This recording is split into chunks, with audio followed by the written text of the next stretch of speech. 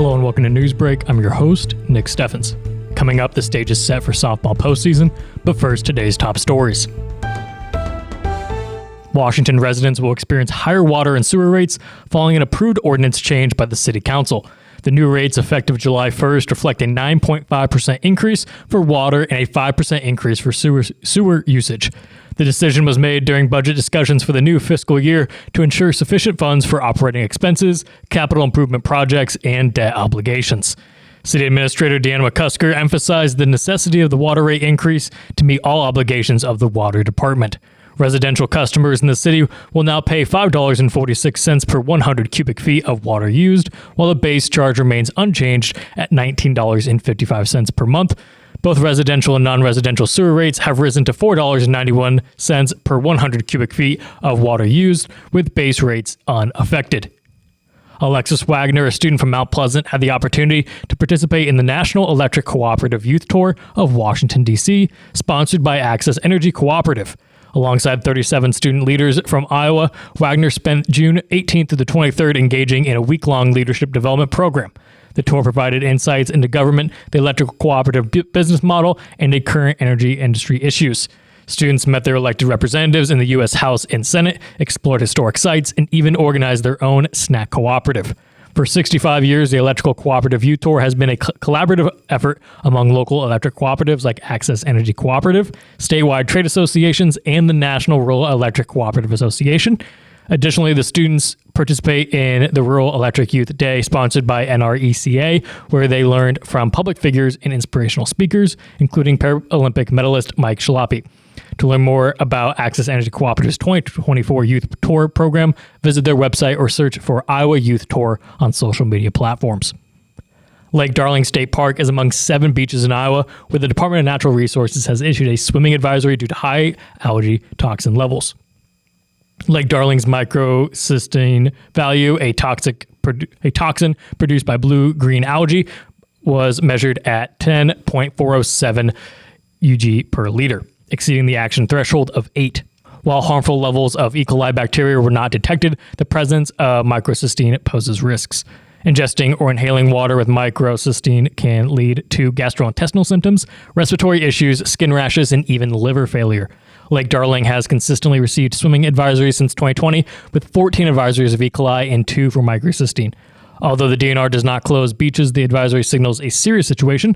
Lake Darling's condition highlights the impact of excess nutrients from agricultural runoff, contributing to algae bloom and subsequent toxin production. We're going to take a quick break, and when we come back, we'll take a look at the weather and sports. Since 1905, Kelowna Cooperative Technology Company has helped our community stay connected with the latest advancements in clear, dependable telecommunications services. KCTC provides rural Iowans with access to high-speed fiber internet, as well as phone, television, computer repair, and cybersecurity solutions. We're also proud supporters of local organizations and area schools within the community. KCTC, keeping Kelowna connected.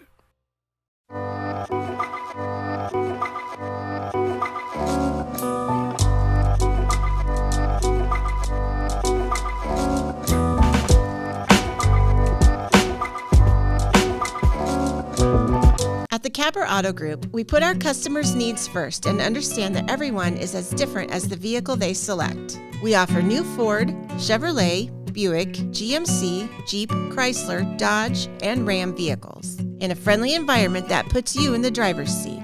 When it comes to service, we maintain factory-trained technicians and competitive pricing. The Capper Auto Group still believes that service after the sale provides the best customer experience. Come see the Capper experience for yourself. When you aspire to be a dancer, you are both an artist and an athlete. Your strength combines with beauty and grace seamlessly. Your efforts result in enhanced coordination, the ability to cooperate and compromise with others, and the confidence to perform in front of an audience. Not to mention the fun you will have and the lifelong friendships you will develop. We are enrolling now for fall classes, and we would love to see you shine like the star that you are. Join us for Dance and Tumbling at Stairway to the Stars. Please visit our website for online registration. Hospice isn't a place, it's a type of care that focuses on living. Servicing a 7-county area, the Hospice of Washington County staff of nurses, social work, hospice aides, spiritual and grief support, volunteers, music and massage therapists are able to provide free end-of-life care where the patient lives. We write wills, give consent for organ donation, but rarely is there a plan for what we would want the final phase of our lives. At Hospice of Washington County, we encourage our patients to be in charge of their healthcare decisions while maintaining quality of life. Been in healthcare for many years. I know that Tammy's that person who wants to help others and take care of us. She knows the healthcare business and wants to take care of others. Hello and welcome back to Newsbreak. I'm your host, Nick Steffens. Coming up, your 5-day forecast, but first, obituaries. James John Anthony Joseph Vanninger of Mount Union passed away on July 3rd at the age of 88. A massive Christian burial will be held at 10:30 a.m. July 10th at St. Mary's Catholic Church. Elliott Funeral Chapel is in charge of the arrangements. Sarah Mae Craig of Fairfield passed away on July 2nd at the age of 69. No services will be held. Murphy Funeral Home is in charge of the arrangements. Amy Jo Wolcott of Richland passed away on July 3rd at the age of 53. A funeral service will be held at 11 a.m. July 8th at the Richland Methodist Church. Gold Funeral Home is in charge of the arrangements. That was obituaries. It is now time for your 5-day forecast. It has been a much cooler day with a high of 79 degrees and mostly sunny skies. Tomorrow it will be even cooler with a high of 75 degrees, and there is a chance of rain in the evening. Temperatures will start to rise over the weekend with a high of 79 and partly cloudy skies on Saturday and a high of 82 and mostly sunny skies on Sunday. Finally, on Monday, it will be 86 with clear skies. We're going to take another quick break, and when we come back, we'll take a look at sports. Federation Bank is a locally owned bank providing award-winning customer service. We believe that we are more than just a federation of banks, but a federation of communities, serving Brighton, Richland, Wellman, Washington, Iowa. Federation Bank's highly skilled staff is here to make sure you are able to accomplish your personal and professional goals, whatever they may be. Federation Bank, your family bank.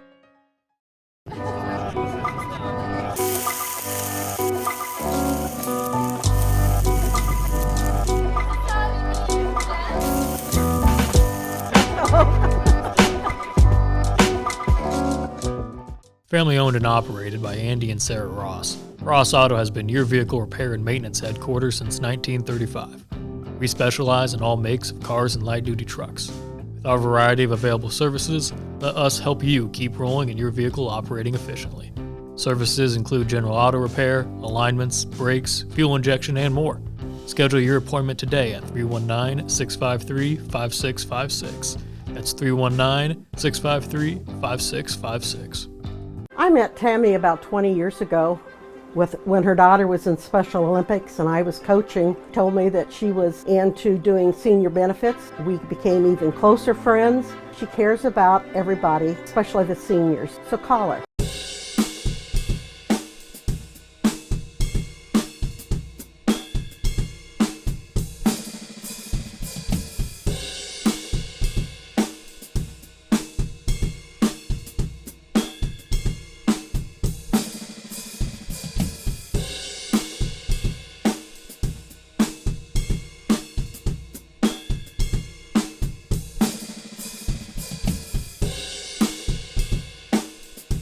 Welcome back to Newsbreak. I'm your host, Nick Steffens. It is now time for sports.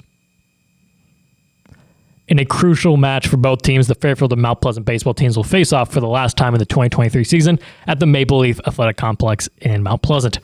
This game holds significant importance as the season is on the line for both rivals. The Panthers will host the Trojans at 7 p.m. on Friday night as part of the Class 3A District 5 bracket. During the regular season, Fairfield had a 2-1 record against Mount Pleasant. In their previous encounters, Fairfield won 13-0 in Game 1, while Mount Pleasant secured a 7-6 victory in Game 2. The winner of this game will advance to face either Marion or South Tama in the next round. Players to watch include Zarek Vanghouse and J.C. Sitar for Mount Pleasant, and Talon Bates and Tay Allen for Fairfield. In the upcoming Southeast Conference Baseball postseason, 3 teams, Mount Pleasant, Washington, and Fairfield, will be in action. Mount Pleasant will face Keokuk, and Washington will battle with Central Lee. Washington's game against Central Lee is a rematch of a previous encounter where the Demons emerged victorious with a score of 14-4. Freshman Leighton Salazar leads Washington with an impressive batting average of .548, while Ella Griner and Colby Griner contributed significantly to the team's offense. Central Lee's junior Shayna Buford poses a threat with her batting average of .579. Mount Pleasant will face Keokuk for the fourth time this season, hoping for a win with contributions from freshman Addison Clark and Kinley White. Both games will commence at 7 p.m. with Washington hosting and Mount Pleasant playing on the road. That was the news for Southeast Iowa. I've been your host, Nick Steffens. This has been your news break, and I will see you next time.